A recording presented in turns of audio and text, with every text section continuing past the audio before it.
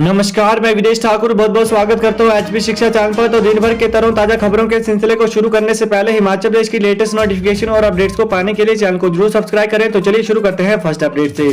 राज तिलक पार्थिव शरीर के सामने विक्रमादित्य संभालेंगे राजगद्दी, फिर पंचतत्व में विलीन होंगे वीरभद्र सिंह। वर्ष 1947 में राजा पद्मदेव का देहांत होने के बाद 13 साल की उम्र में वीरभद्र सिंह ने बुशहर रियासत की राजगद्दी संभाली थी। पूर्व मुख्यमंत्री वीरभद्र सिंह के सचिव राम आश्रय ठाकुर ने बताया कि राज परिवार का इतिहास रहा है कि राजा के अंतिम संस्कार से पूर्व राजगद्दी संभालने वाले राजकुमार का राज तिलक विधि विधान के साथ किया जाता है। शनिवार को रामपुर में वीरभद्र सिंह का अंतिम संस्कार होगा। इससे पूर्व उनके वारिस टीका विक्रमादित्य सिंह का राज दरबार पद्म पैलेस में राज तिलक किया जाएगा और उन्हें राजगद्दी पर बिठाने के बाद वीरभद्र सिंह का अंतिम संस्कार किया जाएगा।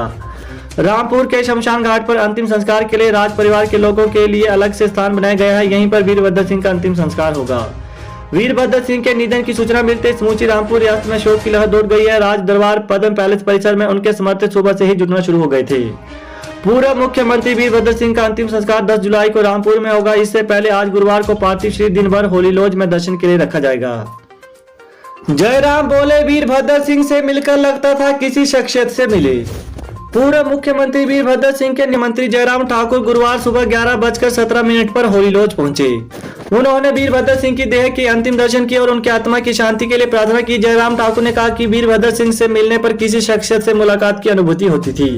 वे एक अच्छे इंसान थे। नेता के रूप में देश भर में अपनी पहचान बनाई। 6 बार हिमाचल प्रदेश के मुख्यमंत्री रहे। मुख्यमंत्री और केंद्र में मंत्री रहते भी हिमाचल की बात प्रखर ढंग से रखी। सीएम बोले, मैं व्यक्तिगत रूप से उनके बहुत नजदीक भी रहा। वैचारिक रूप से हम सत्ता और विपक्ष के 2 हिस्से रहे। वीरभद्र को श्रद्धांजलि देने गए प्रदेश भाजपा अध्यक्ष की तबियत खराब।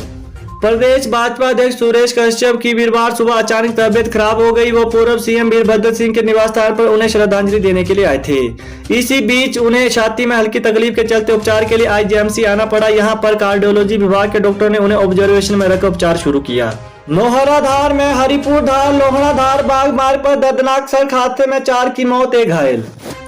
नौहराधार सिरमौर के शिलाई में गुरुवार को एक दर्दनाक सड़क हादसे में 4 लोगों की मौत हो गई, जबकि एक व्यक्ति गंभीर रूप से घायल हो गया।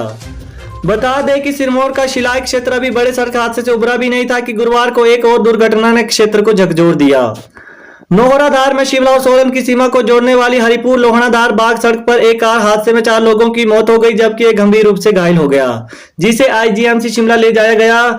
हादसा मोजोली कैंची के पास हुआ। गाड़ी में कुल 5 लोग सवार थे, जिसमें 3 की मौके पर ही मौत हो गई, जबकि एक महिला ने हरिपुर धार अस्पताल में दम तोड़ा। मृतकों की पहचान रोशन लाल पुत्र धनीराम, जीवन विद्या देवी पत्नी केदार निवासी बाग और राजेंद्र सिंह पुत्र नैन सिंह निवासी मजोली बस के रूप में हुई है, जबकि घायल रणवीर सिंह पुत्र धनीराम बाग का रहने वाला है। चमेरा वन के जलाशय तलेरू बोटिंग पॉइंट पर उमड़ा पर्यटकों का सैलाब, 1 वर्ष बाद बोटिंग शुरू। चंबा कोरोना कर्फ्यू की बंदिश हटने के साथ ही चमेरा 1 के जलाशय तलेरू बोटिंग पॉइंट 1 वर्ष के बाद पर्यटकों की आवाजाही से गुलजार हो उठा है। चंबा जिले के सबसे खूबसूरत पर्यटन स्थल तलेरू में करीब 1 वर्ष के बाद बोटिंग शुरू हो गई है। देश के विभिन्न राज्यों से पर्यटक मोटर बोट व स्पीड बोट में बोटिंग करने के लिए यहां पहुंच रहे हैं। केंद्रीय मंत्री अनुराग ठाकुर ने संभाला सूचना प्रसारण मंत्रालय का कार्यभार। नए केंद्रीय सूचना एवं प्रसारण मंत्री अनुराग सिंह ठाकुर ने गुरुवार सुबह अपना नया कार्यभार संभाल लिया। श्री ठाकुर सुबह 9:30 बजे शास्त्री भवन स्थित सूचना एवं प्रसारण मंत्रालय पहुंचे, जहां विभाग के सचिव अमित खरे ने उनका स्वागत किया। इस अवसर पर मंत्रालय के अन्य वरिष्ठ अधिकारी भी उपस्थित रहे। अध्यापक पात्रता परीक्षा 166 परीक्षा केंद्रों पर 11,396 अभ्यर्थी देंगे टैट। हिमाचल प्रदेश स्कूल शिक्षा बोर्ड शुक्रवार को प्रदेश भर में 166 परीक्षा केंद्रों में 11,396 अभ्यर्थियों के लिए टैट करवाएगा। इस दौरान जेवीटी के लिए 95 परीक्षा केंद्रों पर 9,102 और शास्त्री के लिए 71 परीक्षा केंद्रों पर 2,294 अभ्यर्थी परीक्षा देंगे। यह परीक्षाएं सुबह और सायकाल सत्रों में होगी। 8 विषयों के लिए 48,424 अभ्यर्थी परीक्षा देंगे। TGT non medical LET TET 10 जुलाई को, टीजीटी आर्ट्स मेडिकल टैट 11 जुलाई को होगा। इसके अलावा पंजाबी और उर्दू विषय में अध्यापक पात्रता परीक्षा 12 जुलाई को होगी। इस दौरान हालात ठीक रहे तो अगस्त से खुलेंगे 10वीं 12वीं कक्षा के लिए स्कूल। हिमाचल प्रदेश में कोरोना संक्रमण के मामले कम होने की रफ्तार इसी तरह से जारी रही तो अगस्त से 10वीं और 12वीं कक्षा के विद्यार्थियों के लिए स्कूल खुल सकते हैं। 25 जुलाई तक ग्रीष्मकालीन स्कूलों में अवकाश है। ऐसे में इस माह होने वाले अगली कैबिनेट बैठक में 10वीं 12वीं कक्षा के विद्यार्थियों को परामर्श लेने के लिए स्कूलों में बुलाने का फैसला हो सकता है। हिमाचल आंतरिक मूल्यांकन और पिछली कक्षा के परिणाम के आधार पर प्रमोट होंगे कॉलेजों के विद्यार्थी। आंतरिक मूल्यांकन और पिछली कक्षा के परिणाम के आधार पर कॉलेजों में द्वितीय वर्ष के विद्यार्थियों को प्रमोट किया जाएगा। प्रथम वर्ष के विद्यार्थियों को आंतरिक मूल्यांकन के आधार पर अगली कक्षा में प्रमोट किया जाएगा।